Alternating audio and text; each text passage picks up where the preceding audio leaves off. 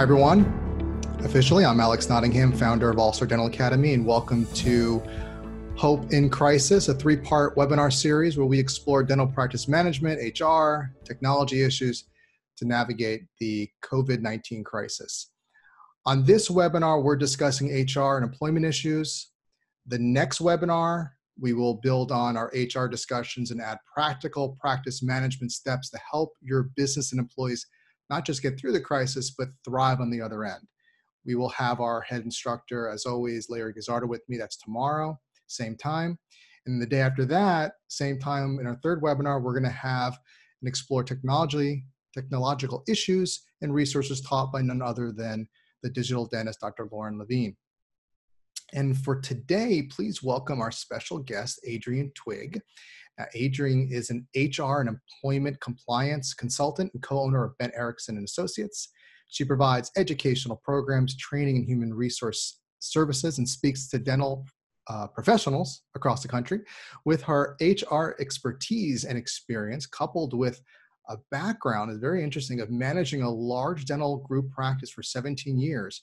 Adrienne's presentations are both insightful and practical. We like practical, with an HR success-oriented focus. Adrienne, thank you so much for coming and joining us. Thanks, Alex. I appreciate the invitation, the opportunity to join with you and All-Star Dental Academy. It's kind of a challenging time for all of us, and I loved the title of this series, that there definitely is hope. We are big believers that it will have an end at some point. We don't know when, but with all of us in this dental community pulling together and looking out for each other, we definitely believe that we're going to get through it and be stronger for it in the end. So thank you for the opportunity to be on here today with you.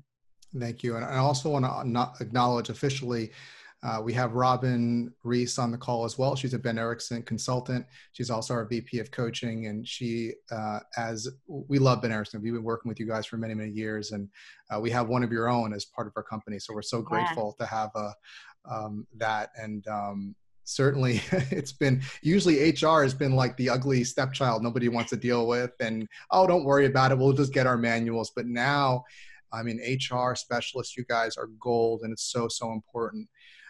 So I have so many questions to ask you, and I've had people sending me questions in beforehand, and I'm sure we're going to get a lot here that what we'll have. We had, I think, nearly 800 people sign up for this. It was really immense. So tell me, one kind of thing to start is the stimulus bill looks like it's going to pass, and there are a lot of HR issues there. And just because of timeliness of it, can you comment a little bit about the HR qualities that are there and how that will be affecting dental practices and their employees? Well, one thing, as you know, it's kind of a moving target. And one thing that kind of surprised everybody, I think, was this morning, we got a notice from the U.S. Department of Labor that instead of this Families First Coronavirus Response Act going into effect April 2nd, which is kind of what everybody was thinking, they are actually putting it into place April 1st. Now, one day probably isn't a big deal, except that just goes to the fact that it is a moving target. We're looking that it will help small businesses fund some of the required payments that they're saying that the small businesses will be responsible for. We don't have any details as of yet how that's going to happen, how someone is going to apply for that. We know that it's supposed to affect the tax credit. So when you pay the payroll taxes and that type of thing, that you're supposed to be able to take the salaries that you have paid according to this act off of the tax credits at that point.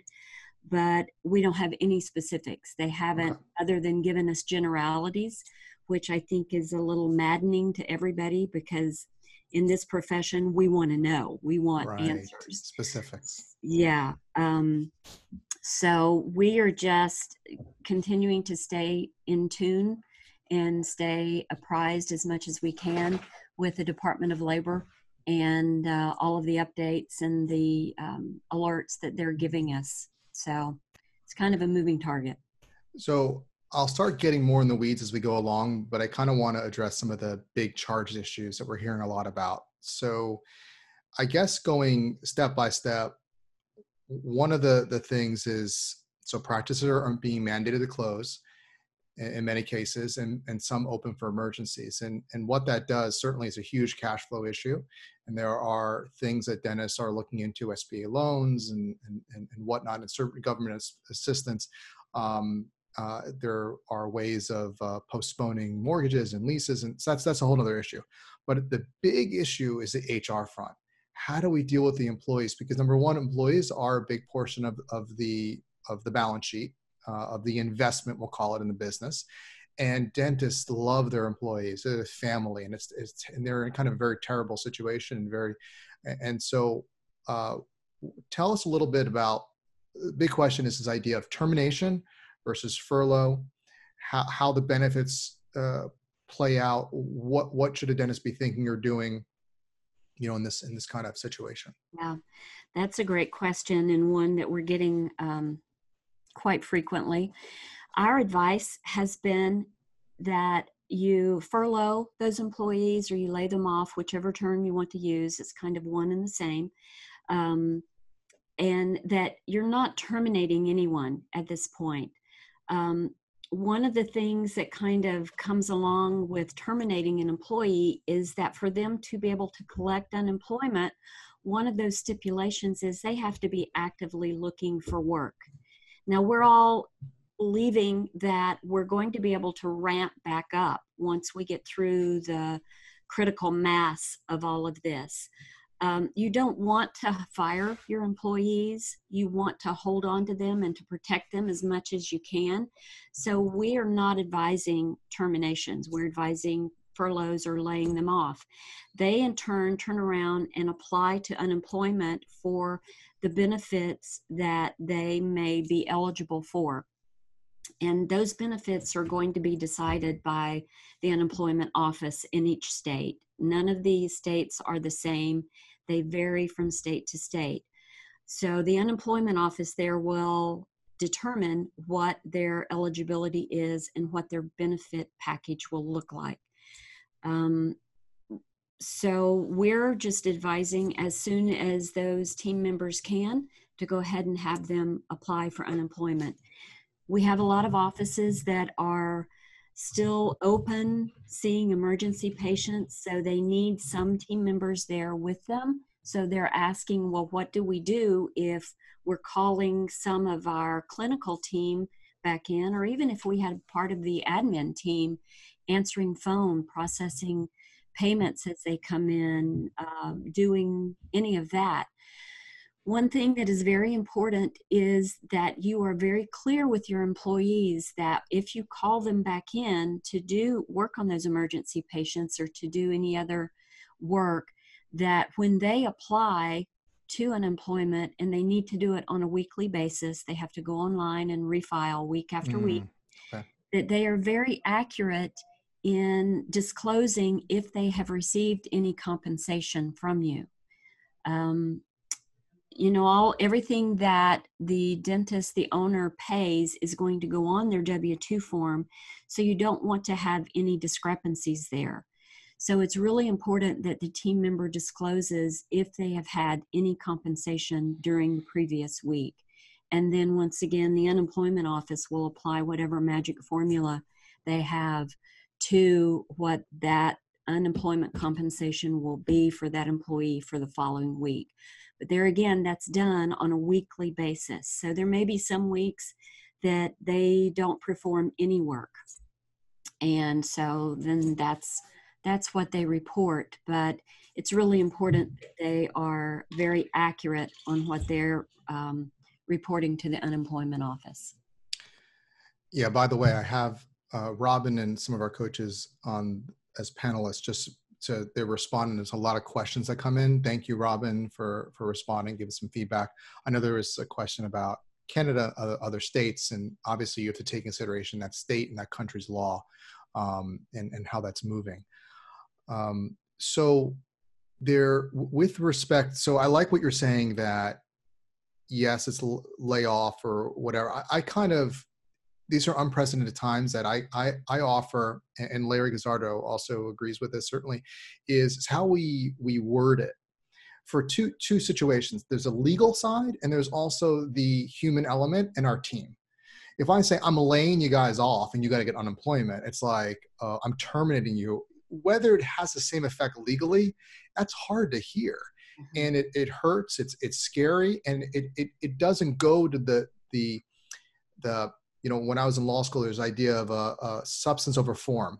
We have a form, but the substances, these are our team, this is our family, and we're still together.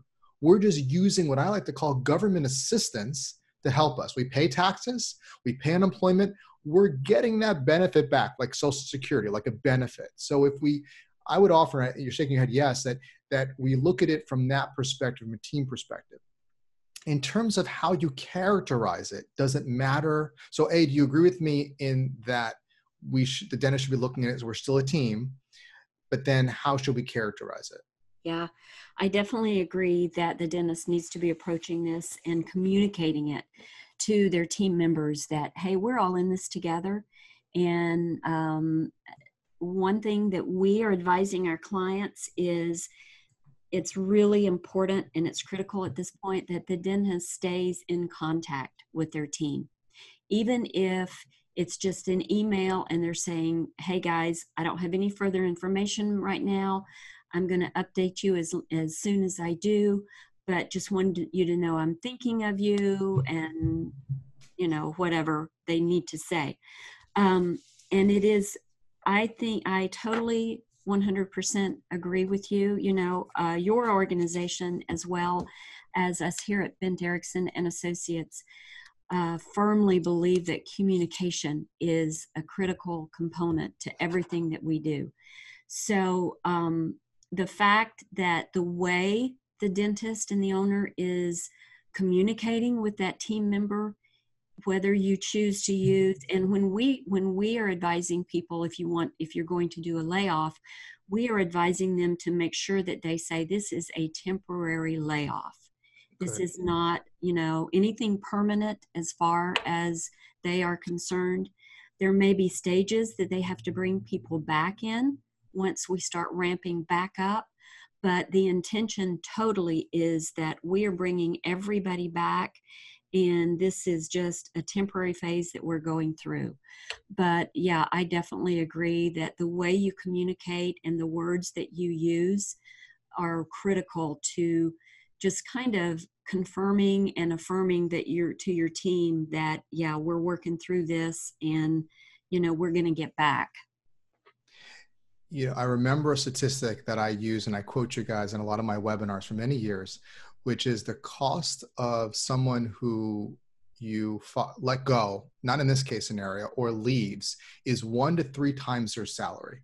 Yeah. And the reason I say that is there is a long-term consequence if we don't handle this with dignity and with love with our team members, because they're not going to come back happy. They're going to leave, whatever the situation, or if you just say you're out of here, then the cost of having to recreate a team could supersede the cost of this temporary work stoppage. Yeah. Right? So I think that's, from a practice management strategic standpoint, we want to keep in mind. That's what we're talking to you to say, what can we do? And so the overall thing is, like you said, this is a temporary situation.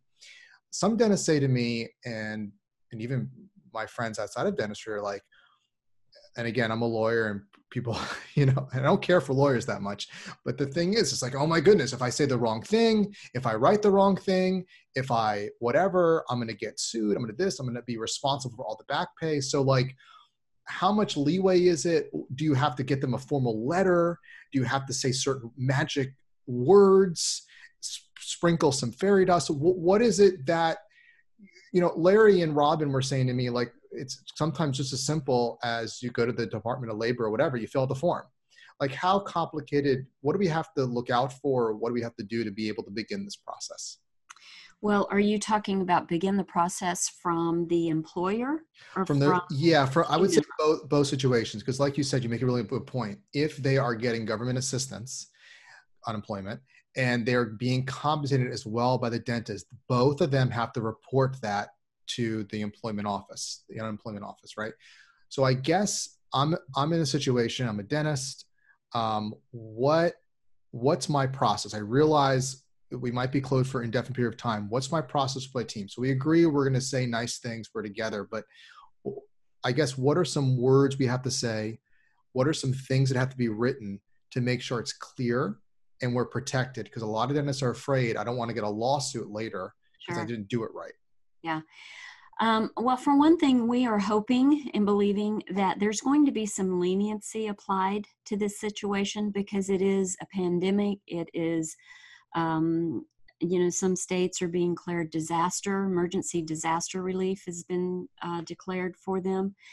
But we have a template of a temporary layoff letter that we will be happy to supply for you if you want to extend that to your members. We'll be happy to send that to you. And in this letter, it states that there is, because of this going on, there is a temporary layoff that is going, and it gives the effective date. And it states that while your intention is of bringing everyone back on as soon as possible, that there is no definite date that you can do that because we just don't know. But it's just to let them know that when the layoff is effective. And some states will have, you have to give a final paycheck, what they are considering final paycheck. We don't like to call it final because it's not final, it's just for now. There are some states that have varying laws that you have until the next regular payday to issue that. Some states are no, you have to issue it then by the next day when you determine that layoff is going into effect. So that's where you just kind of have to check with your state legislation to see, what you qualify under that. And most times they can find that by Google. Just Google what their final paycheck law is. And a lot of the information that's coming up now will involve layoffs, temporary layoffs and furloughs because of this. So a lot of that information has been updated even on Google. So the letter that we're using just gives the effective date. It doesn't promise any return date. It's just going to be as soon as possible. And I know that if they're working with you guys and practice management consultants that, they're looking probably at their break-even numbers to see when they're going to be able to fully ramp up again. And as we addressed before, the communication process in this is just critical. Even if you don't have a definite, okay, we're starting back on Monday. Right. Just staying in contact with the team members so they don't feel like they're kind of out there on an island by themselves. Absolutely. Incredibly important. I posted a resource, which I'll mention again. It's called alsodentalacademy.com/survival. And I even have a link to Bent Ericksen's FAQ website and a few other good resources on definitely about how to communicate with teams remotely and so on. All those are really important. I think you make an excellent point. It was interesting. I have a titanium group of mastermind members of All-Star, and we frequently meet as well. We're meeting with our general members as well periodically, and all our coaches have been so helpful. But one of the things was interesting in the very beginning of the situation, and I see you're speaking to that. This is, again, it goes back to my law school days where we talk about like policy. Laws are developed by policies or things that come on. It's not just comes out of the blue. We created a law and we have to follow it just because it's created.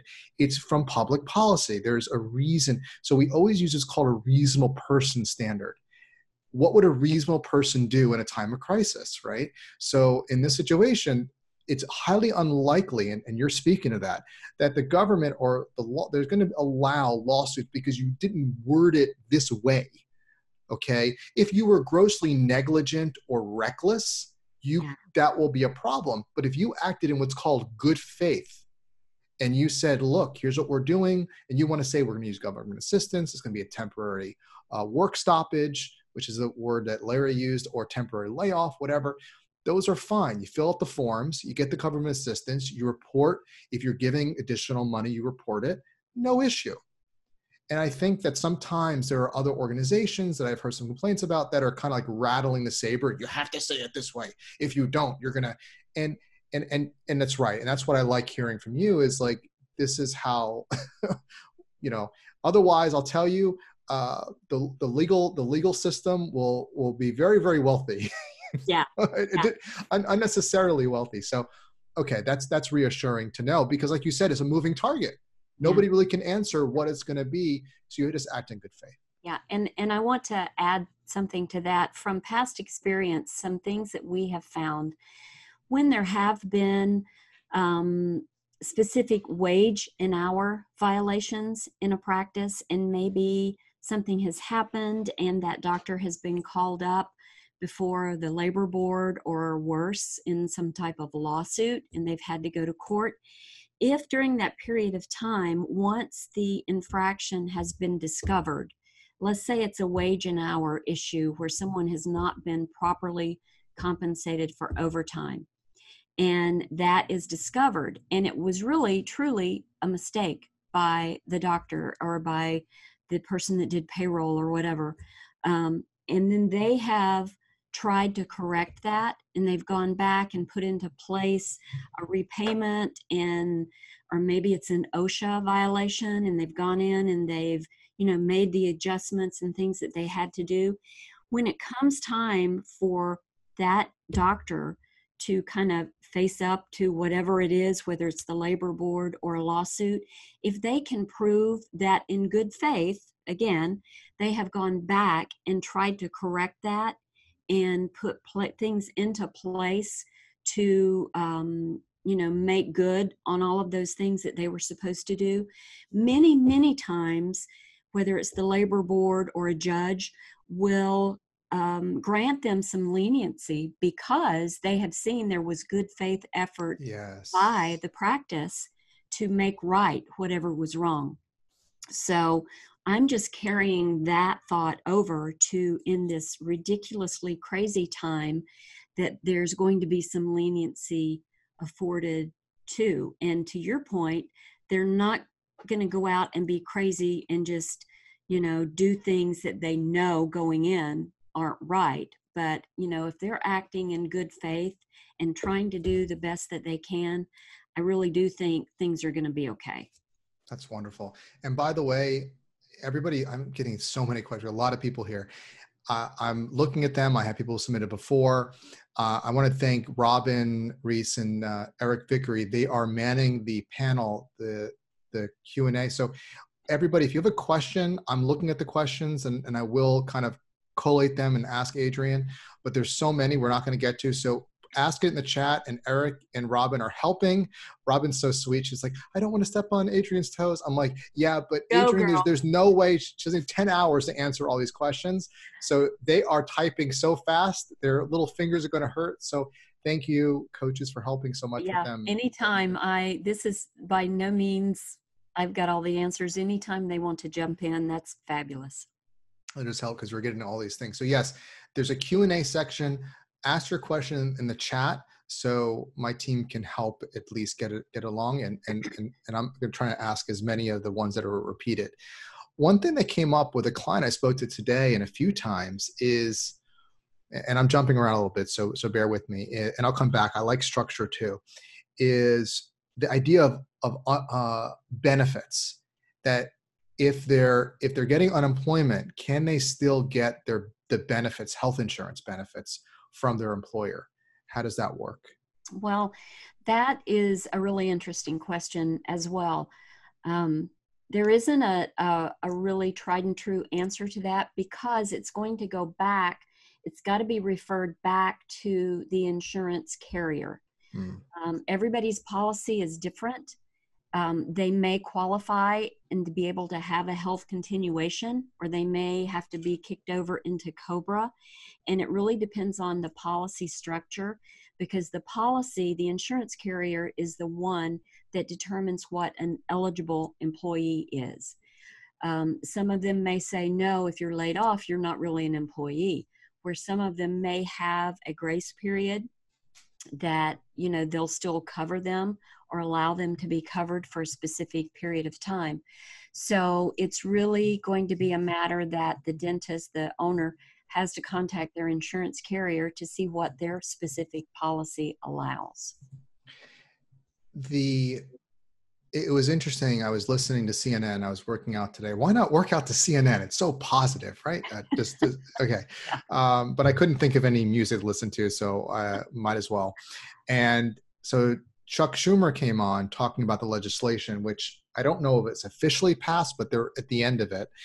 And he did mention, and obviously the fact checkers will check it out, but that when it comes to employment, health insurance, that if they're furloughed, it will be covered, and whatever, it will be taken care of. They don't have to worry about that you're cut out or whatever it is. So what the details are, I know, as Robin always mentions, the Bent Ericksen think tank is digesting. I know a lot of people are asking about the legislation that's being done. So A, it's got to be finally passed. Number two, your think tank has to digest it all and analyze it and get the specifics of it.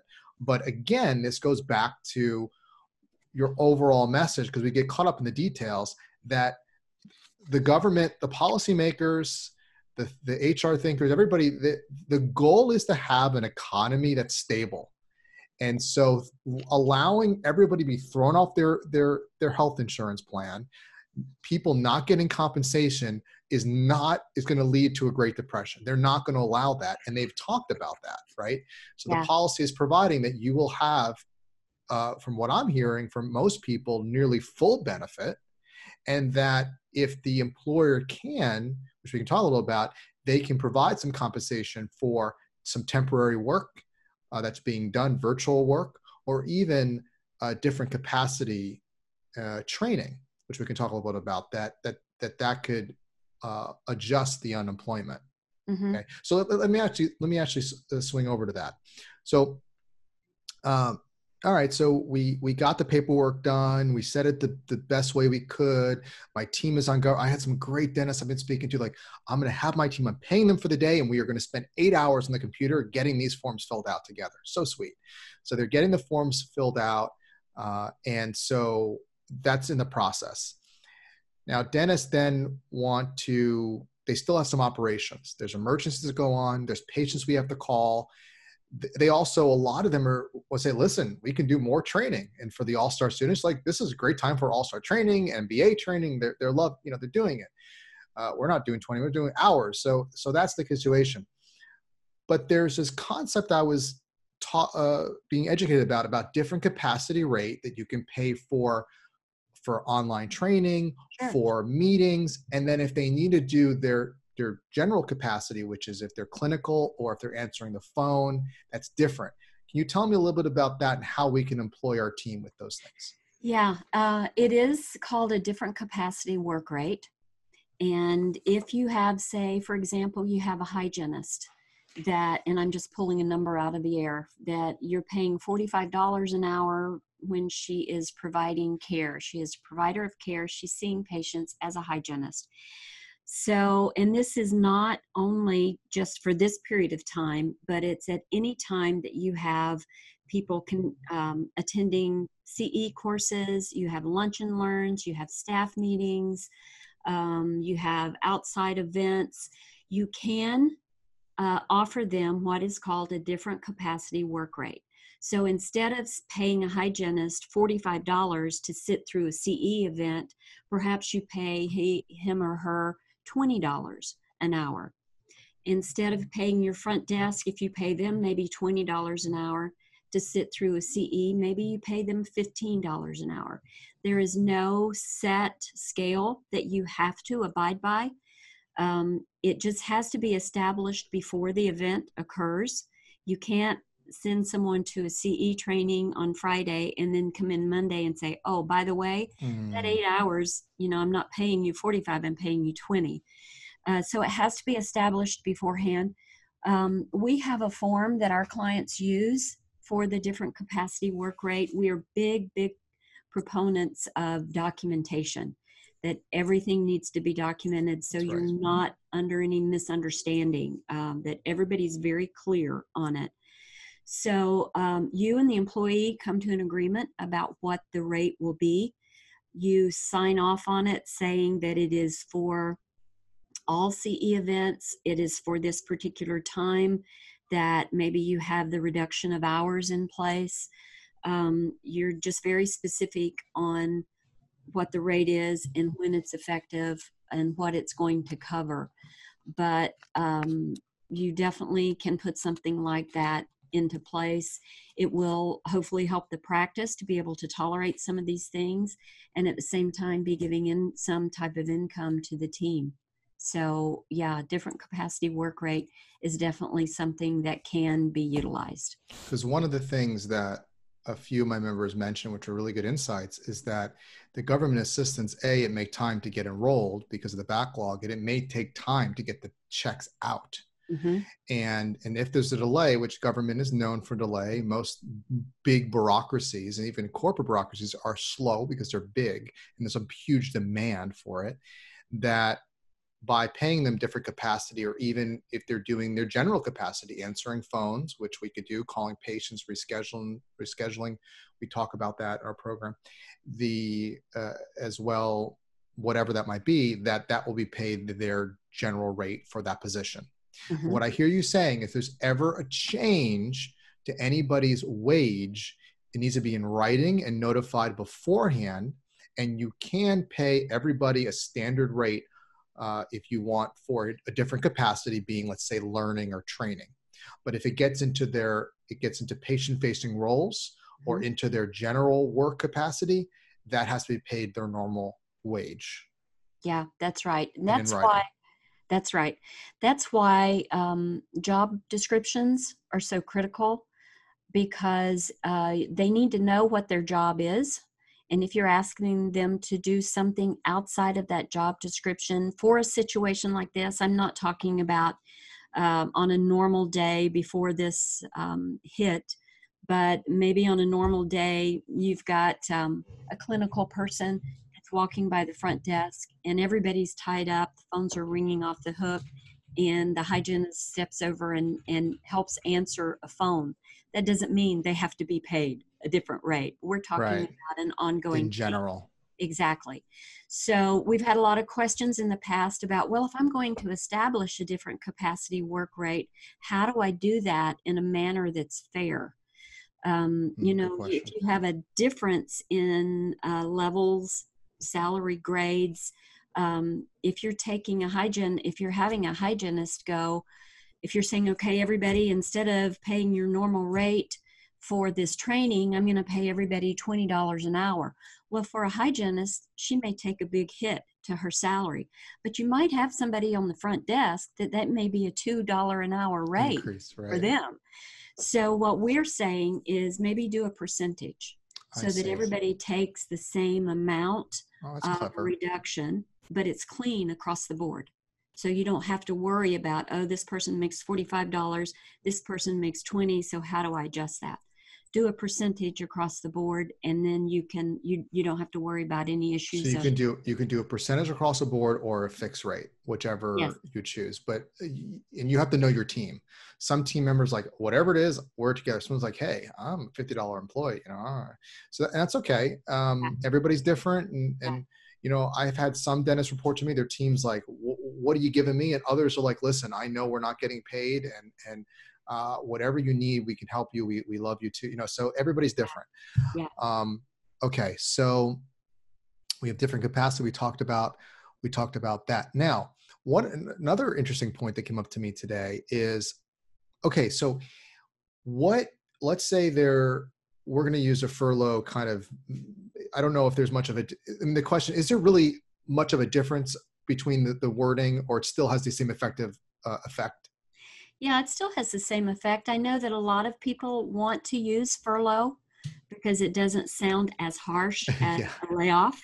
right. Um, but I mean, the definition is the same. You're not drawing any pay. But So, you're not terminated. Is that different? Termination's exactly. different. Oh, termination is like you're out of here. You're done. Okay, that's okay. Okay, got it. Yeah, yeah. So, a furlough a lot of times is kind of relegated to federal employees. Hmm. If a federal employee is furloughed, and a lot of times there's a definite time period. It's like, okay, Hmm. you're going to take a month furlough, I see. or you're going to take 31 days or two I weeks see. furlough.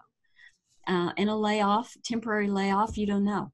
Your plan is to bring people back as the work is there for them to do, but there is no specific time period relegated to that term. So two scenarios, questions for you. One, if I need the help of my team, are they really still my team? Meaning, can I say, Cindy or whatever, I need you to answer phones, or hey, I have an emergency, I need you to come in.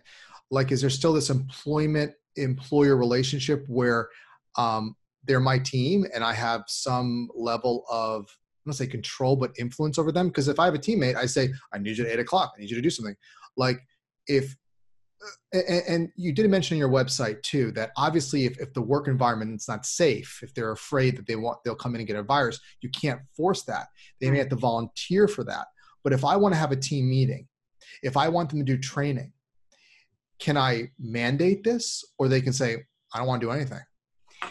Well, it's going to go back to what the environment is. If you're not seeing patients, and we go with the response and belief that a dental office, you've got infection control standards that you are utilizing before this ever hit. So you've got sterilization going, you've Right. got all of the sterilization and the wiping down of the computer and the keyboard and the chair and the light and everything else in effect even before coronavirus was in the game.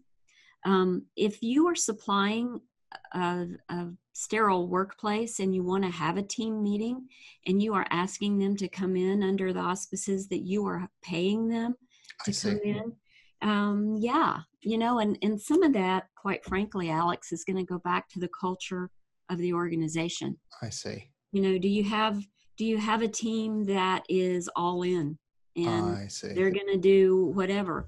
If it's a mandatory staff meeting, then it's a mandatory staff meeting and they're going to be paid for it. Now, What if I say I want a mandatory virtual meeting? sure. And they have to comply, they have to work with the best they can to attend it. Even Yeah. though they're laid off, they still have to come. Well, yeah, because you're going to pay them. And do you pay them different capacity, or you pay them their actual different capacity? Okay, if it's a virtual meeting or things like that. Yeah. But what's to stop an employee say, hey, you laid me off, I don't want to. And again, this goes back to the fact that what's your relationship? That response wouldn't happen if it's a team member you're really close with. They're going to, and like I said, I'm being the kind of devil's advocate here. Sure. I think on the positive side, my argument is from the very beginning, before the mandatory shutdowns, I was thinking this is, whatever. I was thinking people, and I give Robin credit for it because I couldn't figure out the word.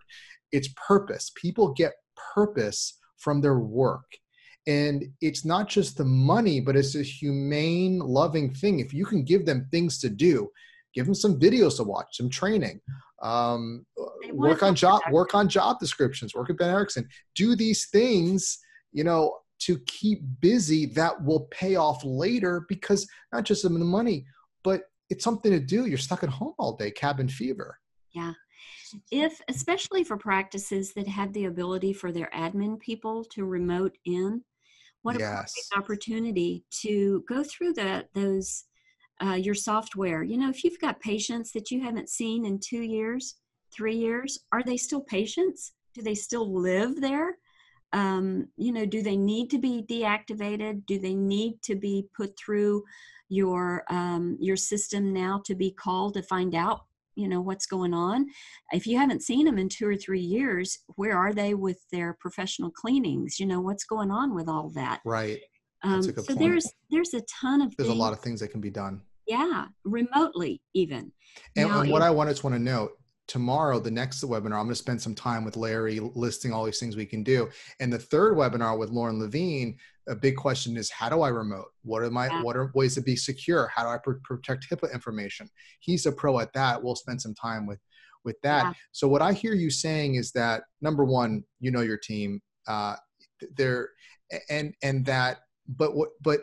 I guess here's the thing, this kind of goes back to your bread and butter before the crisis. If I have a team and I say we have a mandatory meeting and I have a team member they don't do virtual well, they don't show up, they give me a hard time, could that be, are we now in grounds? Do I still have like domain, meaning they're not being a good team member, I don't want them anymore or something? Like is it kind of work as usual but remotely, or are these, do you follow what I'm kind of insinuating? I think that's a discussion that you need to have with the team, and whether it's over the phone and you're kind of getting a feel for where they are. But I mean, let's face it, before this all happened, the doctor is going to know what kind of team member, what team they have. You know, if do they have team members that are all in and they're willing to do whatever they need to do to make the practice successful? You know, they've got skin in the game. Oh, I like this point. One of our dentists said, I'm sorry to interrupt you. He said, this situation shows who has the ownership mentality. That's one of our all-stars, and who should stay on unemployment and not welcome back. So this goes back to, you know, some people love my positivity. Some people are optimism, but like, Alex, what are you talking about? Like, this is crazy. But for there is a silver lining that this shows you, like one of our dentists was saying, who do you really have? Yeah. This says now we have time to do all these things we couldn't do and think about. So, and through the fire, we were fine. Mm-hmm. You know, hopefully we're better from it as we move forward with it. Well, to your point, and to the dentist's point about bringing back people, we are, you know, talking to clients when they ask about, well, I've got somebody that's kind of been on the bubble, you know, and I really didn't think I wanted them in the practice for quite a while. So is this the time that I can use it to kind of call out and find out who are the keepers versus maybe people that I don't want to bring back? Yeah. And that is completely up to them as the practice owner. Wow. Okay. If there are people, you know, you're saying, hey, I want to bring everybody back, but it's up to you in what order you do that. And if you do bring everybody back. So yeah, and I see somebody noting here that in their state, they say if they don't participate, aren't willing to participate. And like you said, you have provisions on your website of what, obviously they don't want to be in a safe environment, but that they aren't eligible for unemployment anymore. So I guess my point is, I'm speaking from the dentist's point of view, is that this isn't just party time, you know, for that I'm just gonna stay on unemployment, I'll take advantage of the government, you know, that we're still in business, you know, we're just remotely, we're a remote family. Okay. Yeah. That's a good point. Yeah, absolutely. I know that different states do have, you know, different mandates, different laws of how they are applying unemployment benefits. So that's why it's really important for each team member to kind of check for themselves and to answer the questions correctly. And it just varies. We'll go back to that phrase, moving target. Okay, so let me we'll go back into stages step by step. So the first thing we talked about is that we want to have a positive view on this, that this is a temporary stoppage, that we're still in office as long as you like your team members and they like each other. And like we said, this could be a good opportunity, whatever. And that for most situations, obviously we're happy with our team and we're going to have them get government assistance to which is called unemployment. You can call it whatever you want. I think it would be obviously wise to choose language that doesn't startle people, whether we use furlough or temporary work stoppage or something. They get the benefits. Once that happens, the health insurance issue, that's going to be a provider situation. Some of the senators are saying that the New Deal, whatever, really the new deal, but the new situation is going to speak to that. We also have to talk to the plan administrators, is what I hear you saying, to make sure you get the policies as of right now for any benefits. Once that they get they apply for government assistance, I'm assuming immediately or whatever it is, they can begin to utilize a team on a temporary basis if things come up. They can use different capacity situations for training and meetings virtually, or even sometimes in office. And that, and then I guess that kind of gets us into the stage of, moving towards that direction. Now, there are other issues which are beyond the scope of here, is what dentists do for cash flow, different things like that. That's beyond HR. But from the employee perspective, we want to be able to get in a situation, we're talking about big picture, where we're getting government assistance and help, and the doctor is going to be able to utilize them at some capacity, different capacity, minimal capacity, whatever it is, to be able to take care of things like you said, because you ran a big dental office, multiple locations, that there are still a lot of things to do, and we're going to do that during this time, and then we begin to unravel. So just kind of projecting the future, and we'll probably have other talks on this, I guess, as we're able to work more again, this becomes a slow process. So let's say, for example, some cities or whatever start to become social, you can start getting back to work a little bit. Mm-hmm. Is it a gradual kind of situation back to full capacity? Well, I think that's going to be the dentist's decision on what the practice will tolerate. It may be a slow practice, but think about all of this time that they have been closed, whether it has been a full closure or they've only been seeing emergencies. There's a whole lot of patients out there that are going to need to be rescheduled. So whether it's a matter of they have to ramp up, maybe they only start back, if they were working 4 days a week, maybe they only start back with a 2-day-a-week schedule. So they're going to have to determine what their workload is. Well, if they are able to do that, they're going to have some admin time in there. Somebody's got to get those people rescheduled and get the books full again. So I think that's going to be a decision that each of the practice owners have to make as they go along, how quickly they're going to be able to ramp up. So maybe it's only, they only have 2 hygienists working, and they fill their schedules, and then as they get full, they add another hygienist. So I think that's something that they're just going to have to determine case by case to see what the practice tolerates. I'd like to, Robin, if you're there, I'd like to invite you just for a moment, because you're manning the chat and it's hard for me to look at it because I'm so intently working with Adrienne. Are there any themes that you see in the chat that you'd like to kind of bring to Adrienne's attention for her to answer, that you see that I haven't addressed? Hi. Yes, actually, I'm trying to type and see as it's scrolling by, but Adrienne, a couple of scenarios that are showing up, a lot of questions about, if we lay off somebody, does that exempt them from having to pay sick leave or FMLA leave? Somebody said, I understand you have to terminate or fire somebody in order to avoid paying the sick leave or FMLA leave. And of course, the big question mark is still, we don't know if dentistry is going to be exempt, and we don't know how the Department of Labor is going to respond for employers with under 50 employees, correct? Right, that's so right. In that scenario, I think I also want to make sure people understand that the sick leave and the FMLA extension is really centered around if an employee has the COVID virus, exactly, they are around the COVID virus, if they're taking care of somebody who's sick with the COVID virus, or if their child's school or daycare is closed for the FMLA leave, being 2 weeks unpaid and then 10 weeks of 2/3 of their normal pay. So I just want to make sure that people understand this isn't just because the business was closed that you're going to be responsible for this.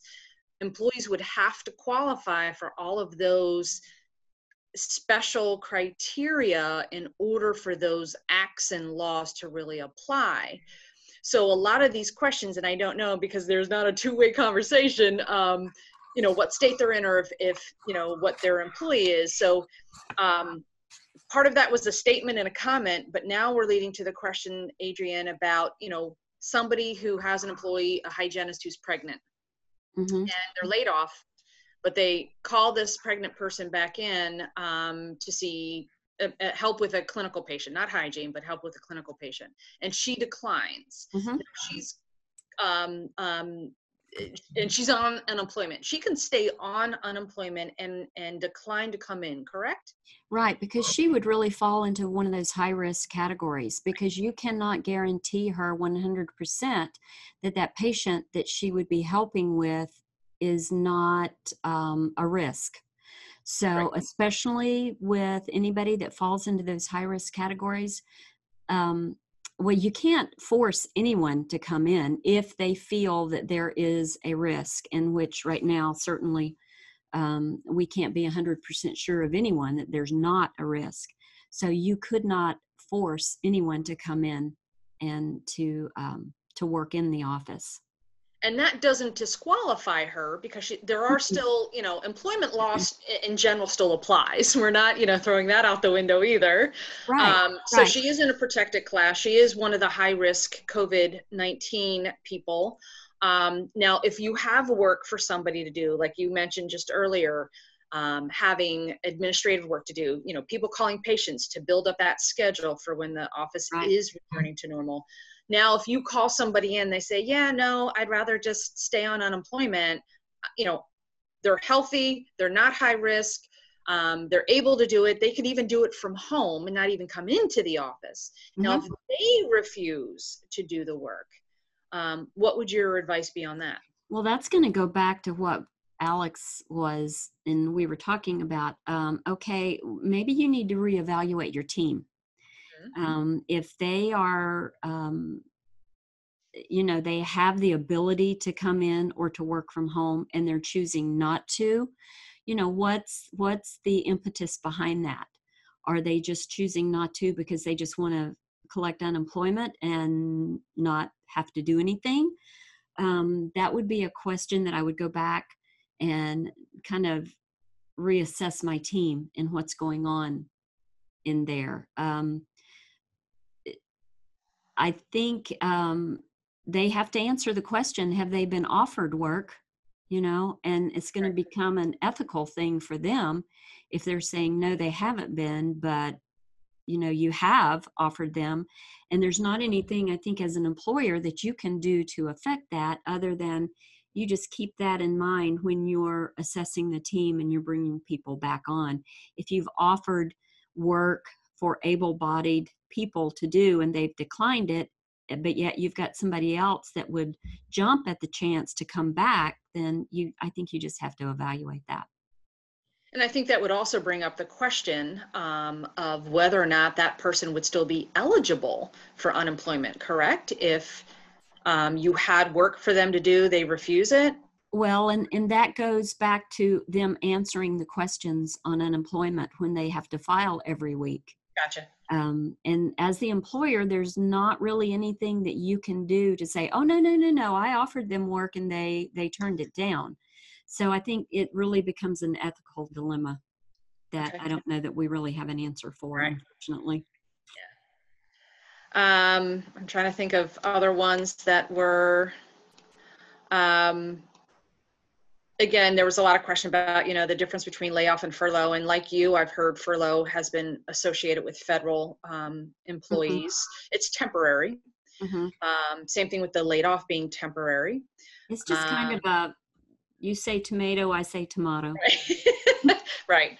And I know somebody had said for the state of Florida, and I don't know if you're this familiar with it, Adrienne, that for somebody to be laid off and then to bring them back, if the employer would like the laid off employee to return to work, then the employee does have to go through the rehiring process, such as the IO process. I'm going to say they probably meant I-9 process, would have to be completed again. And from my understanding, with team members and being laid off due to the work stoppage because of the mandate shutdown, this is not a true, oh, I don't have any more work for you, and I'll call you back if I need you sometime, some way, that they truly are in a situation where they have to look for other work because there's no guarantee they'll be brought back. Do you believe that to be true? Or do you know of other states that have that the layoff? Because to my understanding and what I've read and what I've learned from our awesome HR team is that they would not have to go through the I-hire or the I-9 and the W, forms and all that good stuff again to be brought back. That is our understanding, that you are not firing anyone. You're not terminating them. You are temporarily laying them off. Now, if you do terminate someone and you fire them, then there's going to be a requirement on their part to actively look for work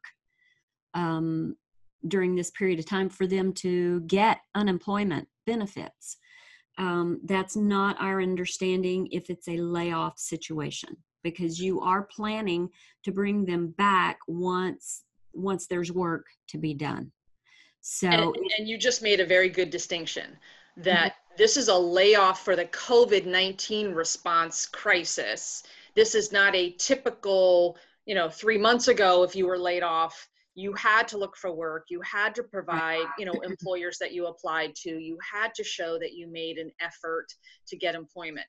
In the COVID-19 crisis layoff, team members are expected to return. There's no guarantee, of course, but they're expected to return so that they don't have to go through this rehire process. Right. And that is the intent behind a temporary layoff. Right. And the letter that I was referring to earlier, and Robin, I don't know if you've had a chance to see it with any of your clients yet, but it talks about that the intent is to reopen the office just as soon as they can.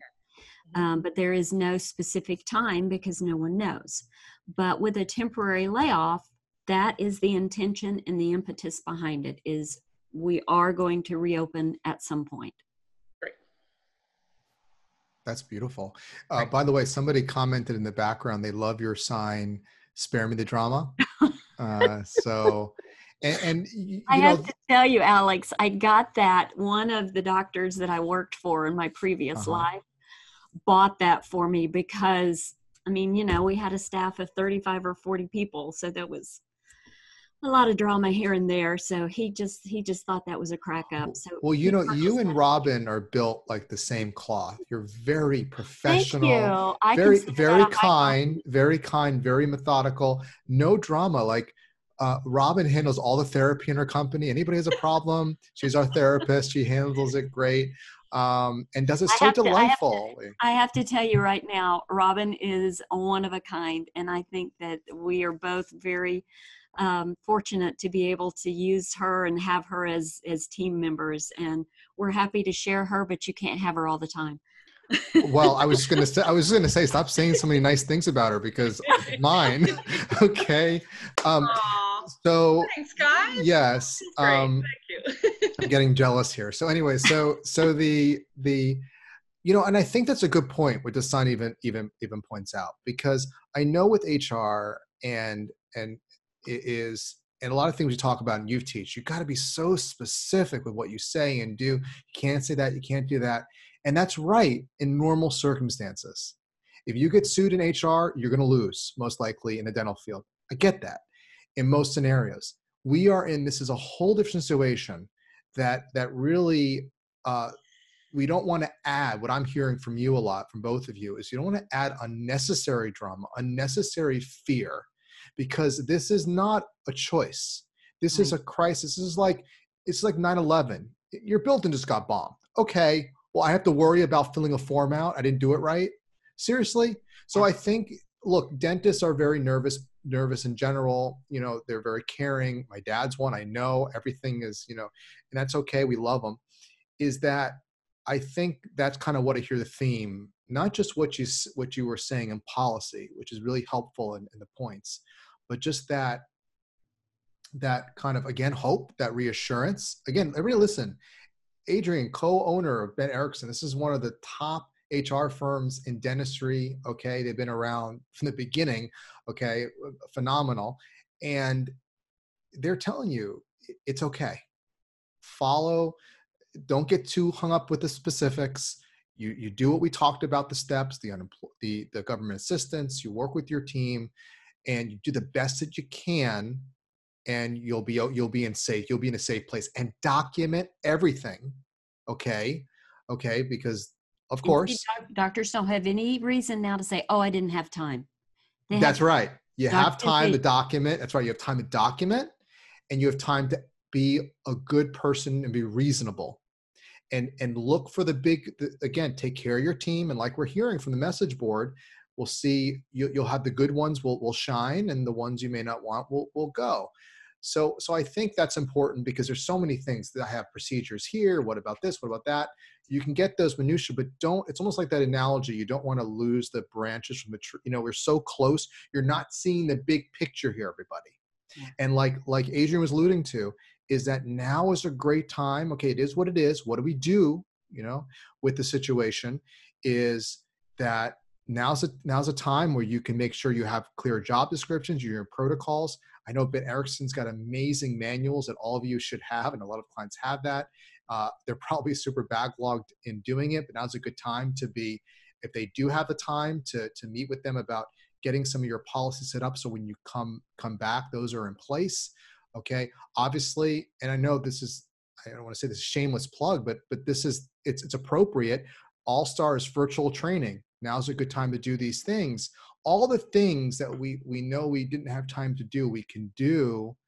And this is to prevent, again, what Ben Ericksen does, what training does in your office, is you maximize what you have, you get more of what you have, and you prevent the bigger problems later that come up. This situation, there's not really much we could have done. Okay. And we'll learn from it.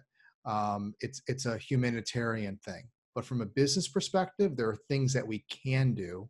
We always see the image of what is that ostrich with the head in the sand. Okay. And it's the fight and flight response, right? A lot of the fight, I see a lot of fight here, which is, what about this? What about that? What about that? I'm going to make sure I did every amendment right. Okay. And the flight is, backing away. There's a middle ground. Okay. We can take it, but we got to bring hope into all this, and we got to bring reasonability, and that's going to help lift everybody. And the dentist listening, it's the hardest part, because it's not something in writing. It's not something you can read or watch. This is where the leadership is born. You've got developing yourself as a leader for them. You are the leader in the vision of your practice, and you got to be there for your team. That's the key. That's why you're here. Absolutely. So I know we're out of time, but yeah. I just have one question. I want Adrienne to verify. There's a couple of questions or thoughts about, if I don't have the money now to pay my team, can I still have them keep track of the hours that they work and then pay them later? And the answer, resoundingly, I think, is no. That is a wonderful thought. And if that were true, I'm sure a ton of dentists would be jumping all over that, because there are things to do and take care of. Unfortunately, the labor law states that an employee must be paid for hours worked within the pay period that it is worked. Now, I had another one that I just, my legal spidey sense said no, is, can I loan an employee money if they need money? And I mean, my concern is conflicts of interest, but I would say, that's where you start to get into a situation where you're conflating things. You don't want to be too cute with the situation. Don't get too smart. It's very, very simple. Government website, help give money. You don't have money, they don't work. Simple. Try to stay away from too many conflicts. Go ahead. I was just going to say, we're not big proponents of the dentist loaning money to the team at any point. Yeah, I agree. Because they're not a bank. Yeah. And then you get into the thing of, well, they're going to pay it back on, payroll. I'm going to take out so much every pay period. And then you ultimately have someone that either quits or they let them go, and they still have this outstanding balance. And then how do they get it? And it's just not a good idea. although all these guys and ladies in the dental profession are people, and they want to help. So I get the urge to do it, but we just advise caution with that. Are there any, Robin, any other issues quickly that you see on here? Oh my gosh, there's so many questions there's a we lot. just don't have time for. Okay, And I'm sorry, I'll put that out there. I'm sorry we weren't able to get to everybody's question. Of course, everybody has their own situation. But, you know, I don't know if Adrienne or I or Alex or Eric can go through these afterwards. People are asking if there's a transcript of this. No, but it is being recorded. We'll have a replay. Okay. Yeah. Right, and it's on Facebook Live right now. So you'll have that. I'll have a replay out. But I think just again, what I'm gathering as well, and Adrienne hasn't got mad at me for saying this a bunch of times, which is that, you know, don't overthink it too much, that the government's going to be very lenient, be reasonable, act in good faith, do all the basics that you have to do, we talk about, because you can get, I see a lot of these points, they're very nuanced. And I don't even know if that Robin or Adrienne can answer them, because they're pursuant to your own state law. They require a lot of research, and they're starting to get into legal advice, which we really can't give you. Right. Okay. And so, you're the attorney in this situation, not me. Right. Well, and I can't give the legal advice here because but you can consult an attorney regarding some of these things. But again, my point is big brush strokes. Do the things you got to do, and the things will work themselves out. Then they go, because you get so minutia that you forget you're going to skip a step in the big things. We told you the major steps, which are beautiful. We outlined. You can listen to the recording. And document what Adrienne, great point she meant, document everything, act in good faith and reasonable. And we'll continue to put out new stuff as it comes available that you need. Okay. So that's there. Let me also just say that, again, a good resource is allstardentalacademy.com/survival. I have a link to Bent Ericksen's website for their FAQ. Adrienne, is there anything else that you would like to say, or resources that you want to make available or to the listeners? They are certainly welcome to visit our website, and just know that as new information comes out, we're updating it. We have just today, I believe, put a new response to some of the things that have just recently been described and out there. I do also want to say that, you know, as clinicians, dentists are trained, and it is beat into them to look for the things wrong. When they're in the mouth of the patient, they are looking and identifying things wrong. That's where they get their production. That's what they're trained to do, is to fix things. They can't necessarily fix this. And hopefully they'll be able to do, Alex, like you said, just kind of look at the big picture and focus on the name of this whole webinar series that All-Star is doing, which I think is fantastic, is there is hope. And, you know, we're going to get through this, and just concentrate on, okay, what is happening, what's the silver lining? We're going to work through this. This isn't forever. So I appreciate the opportunity to be on here and to share with you guys. And any way that we can help, we are here to do that. We have the temporary layoff letter, like I mentioned. Oh, wonderful. If you want to give, if they contact you and want that information, we'll be happy to do whatever you think works best to get that information to them. Well, we'll leave that as the last word. Beautifully well said. Thank you, Adrienne Twigg. Say hi to your husband, Tim, and Alan. And Robin, thank you as always for helping out. And Eric, thank you. You guys did a great job answering the questions. And we'll continue to provide you content. And Bent Ericksen will continue to work hard for you and All-Star and everybody. And then until we meet again, everybody be an All-Star. Thanks, Alex. Bye, everybody. Bye. Bye.